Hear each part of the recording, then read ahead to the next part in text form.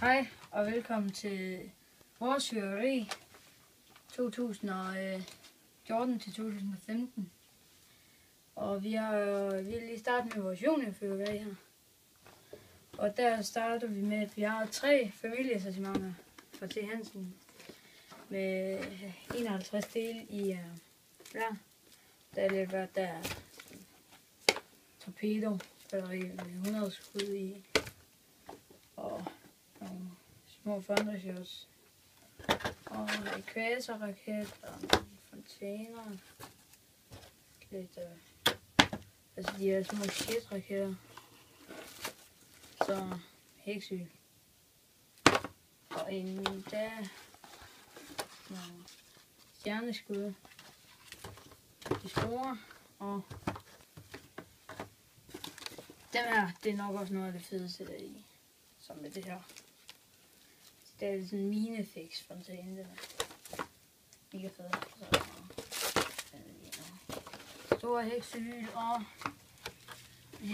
dem der happiness-fontæner og sådan nogle af dem der kejlefontæner, der ikke er så fede. Ja, men så fjerner jeg lige det her, så det ikke er. Det står fylder. Og der er som sagt 3. Så har vi det her, som ikke er pakket op endnu. Der er et heksehyl-sortiment for T. Hansen. Så er der nogle cracking balls og T. Hansen. Ja. Og så er der det store juniorsortiment for T. Hansen. Der er blandt andet nogle snoretoppe, cracking balls og store violin. Storm hedder de vist. Storm og violin og jumping jacks og små blitzlys og der fontæner der og nogle stjerneskud i de små. Ja, og den indeholder vist 100 dele. Jeg mener 101, men her har de bare skrevet 100. Så er der nogle mini-crackings. Ja. Det var sådan nogle små blitzlys, eller store blitzlys. Små blitzlys. Så er der nogle store cracking balls. Og ja, det er dem her bare. De er også for T. Hansen. Dem der bare lidt større. Så er der 500 heksehyl, altså 5 kasser heksehyl. Her. Og ja, det var så det der lå her. Nu skal vi over til det her ruder. Der er nogle af dem der små stjerneskud, så er der. Og det skal siges, det der ligger her i, det er noget fra det store juniorsortiment fra T. Hansen. Og guldsortimentet fra fyrværkerieksperten. Og noget fra Grand Cru XO. Der er fontæner. Men der er for guldsortimentet, der er der nogle romerlys med 25 skud og 15 skud. Så er der fontæner. Ja, de var ikke så meget, der træder om. Jeg kan huske, det var oppe i. Så er der nogle ildringe. Det er kedelige. Så er der gulamblomflager, stort snoretoppe, en heksehyl og et romerlys batteri. Ja. Og jumping jacks og tænder og crane balls og de der cracking snore.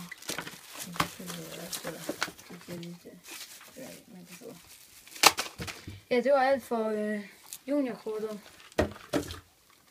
Til thundershots, og der har vi og bomber, og der har vi været i T. Hansen og købe det må være 5 pakker 30 mm thundershots.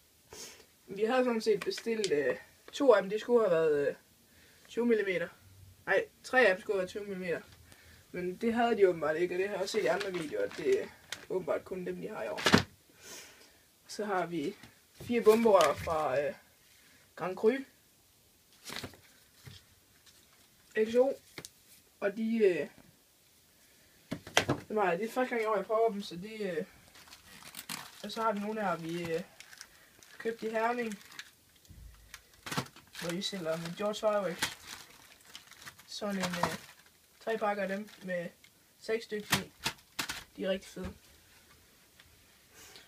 Så vil vi så gå videre. Det var alle de Thundershots, vi har. Så vil vi så gå videre til raketterne. Så er vi klar med raketterne her, og der har vi en pakke Stevns Flint med 12 i. Det er, jeg tror det der bliver af raketsortimentet, den er nok det der bliver solgt mest af hver år, sådan i Harald Nyborg i hvert fald. Og så har vi 3 pakker af de her nye. Jeg kan huske, at der var mange, der klagede over, at de ikke havde det sinde Tjekkiet og raketsortiment her. Og jeg tror, det er dem, der er kommet tilbage nu, bare de hedder Bulter raketter. Og dem har vi 3 af med 5 i hver, så der er 15. Og så har vi en pakke Ækvator-raketter. Det er også nogle, som hed nogle Athen-raketter engang. Og nu har vi så bare Ækvator. Så har vi dem her, stjernestøv. Og det var dem, der engang hed Bulgarien, som bare hedder stjernestøv nu. Og de er flotte, de er i hvert fald flotte, fordi de har blå farve i sig. Og så har vi sådan månen raketstationer med 2 tidevand i og 2 kraterraketter. Og de skulle vist også være rigtig gode. Flotte. Og det skulle det her også. Stevns Flint og Bulter. Og Ækvator, de er faktisk rigtig gode i forhold til deres størrelse. Så går vi videre til alle vores løse raketter her, og der er i hvert fald rigtig mange. Vi kan starte med de små her. Der er sådan nogle, jeg kan ikke udtale det der, Chablis et eller andet, for Grand Cru XO-sortimentet. Der er stykker af dem, det er jeg har taget her. Så er der fra guldsortimentet, fra fyrværkerieksperten, der er 2 slags raketter. Så er der 5 af hver. Og det er stjerneblink og stjernenet, som der er blevet ændret fuldstændig design på raketterne fra guldsortimentet og alt det der. Jo. Så er der nogle Macon-raketter her fra Grand Cru XO. Og de skal vist også være flotte i forhold til hvad. Og så i år, der i stedet for at få de store med, tror jeg det var. Nogle af de store fra Grand Cru XO, så får man dem her, som ikke er Grand Cru-mærket. Ja, og så er der nogle Musvåge-raketter her. Musvåge 3 fra et raketsortiment fra sidste år. Ja. Og så er der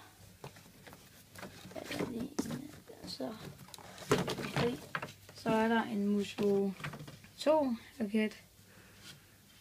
Og det er også fra det der raketsortiment der. Og så er der, hvis vi lige kan komme med.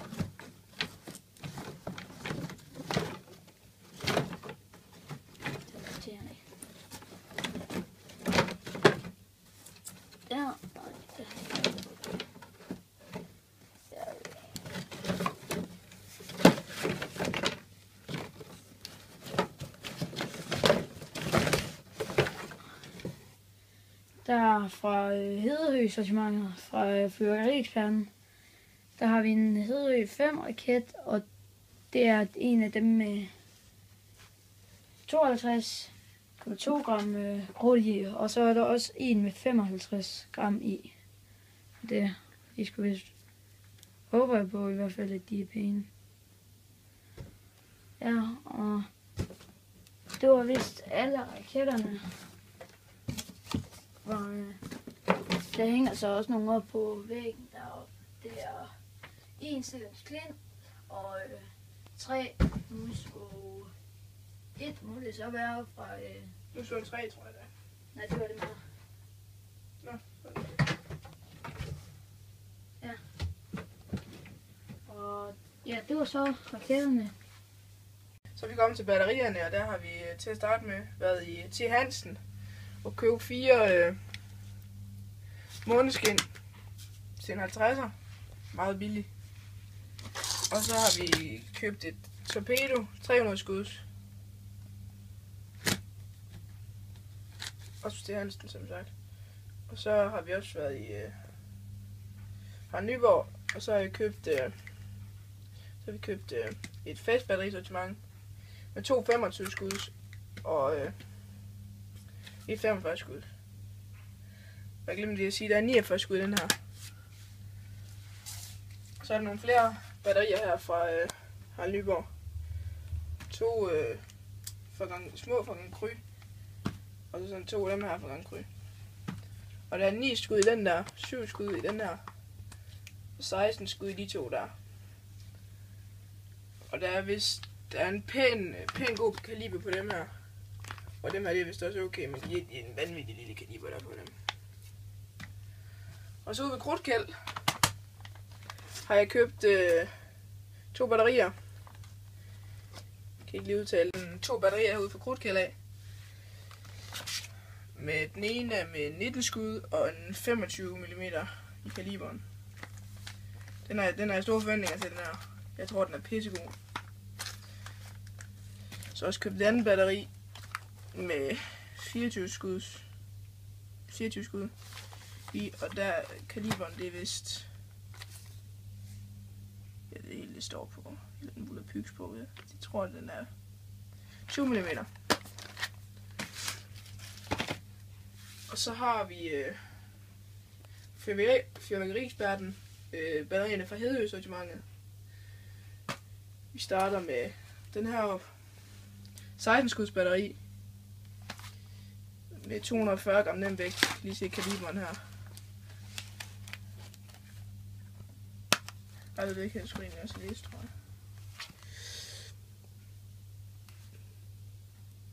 25 mm kaliberen. Og så har vi en Hedø 4 19 skuds batteri. 256 gram nem vægt i. Også en... Nej, det er forkert, det jeg siger, men det er millimeter der. Undskyld, jeg ved ikke, hvor mange hvad kaliberen er på den her heller ikke så. Det står der sgu ikke. Så vil jeg ud. Jeg undskyld for før, der gik telefonen lidt tør for strøm. Det lys der, det var det.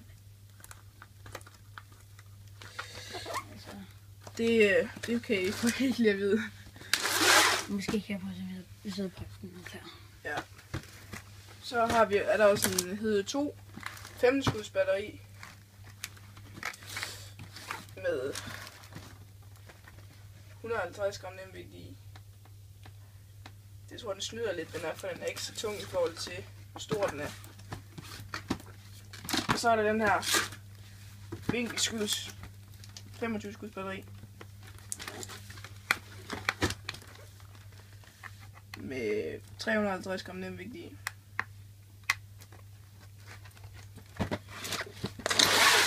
Det var faktisk alle de batterier, vi havde. Nu får jeg lige kaliberen og se på de her batterier fra Hedø sortimentet. Vi starter med Hedø 3, som er som er 16 skuds batteri her. Og der er cirka 25-30 mm. Ja. Ja. Til 19 skuds batteri 25. Det er 30. Ja.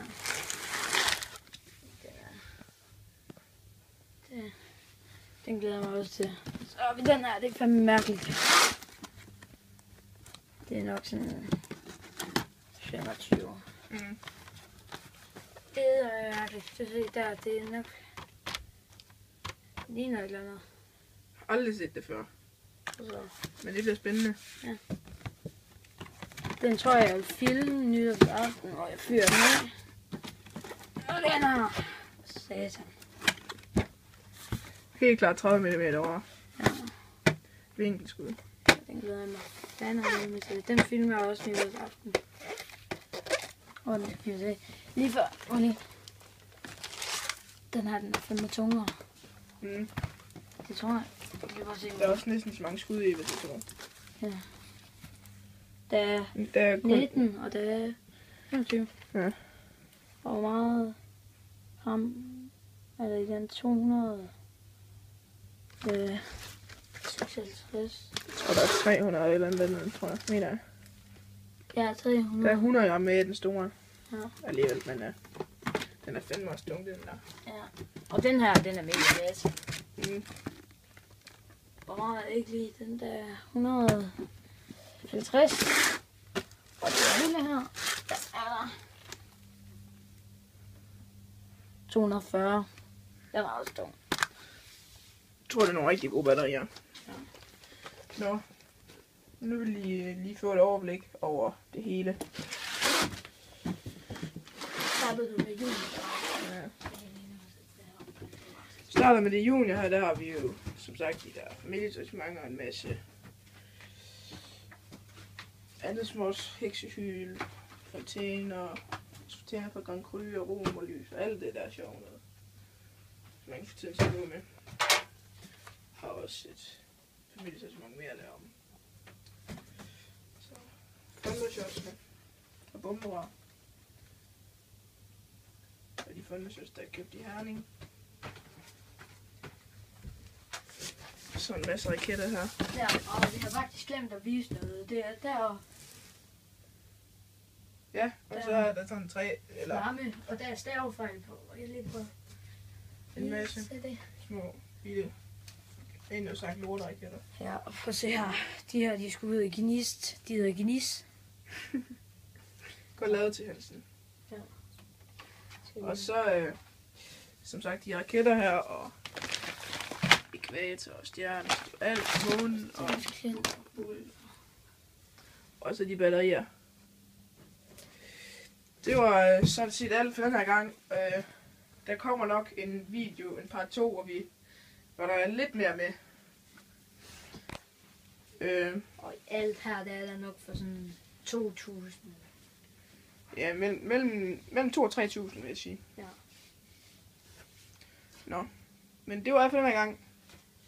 Og husk at gå ind og like vores Facebook-side og vores subscribe og abonnere vores YouTube-kanal. Ja, og så på Facebook, der bliver der lagt mest op. Der bliver lagt statuser og billeder op. Det kan vi ikke rigtig gøre på YouTube, så jeg vil anbefale dem, der kun ser YouTube, lige at smutte ind på Facebook, som ligger nede i beskrivelsen. Der er et link til den. Og så vil der også komme nogle konkurrencer her i løbet af næste par dage. Ja. Og næste par uger, som I nok vil finde ud af, hvad det handler om. Ja. Men det var alt for den gang. Cookie Fiber, vi takker af nu, så vi ses.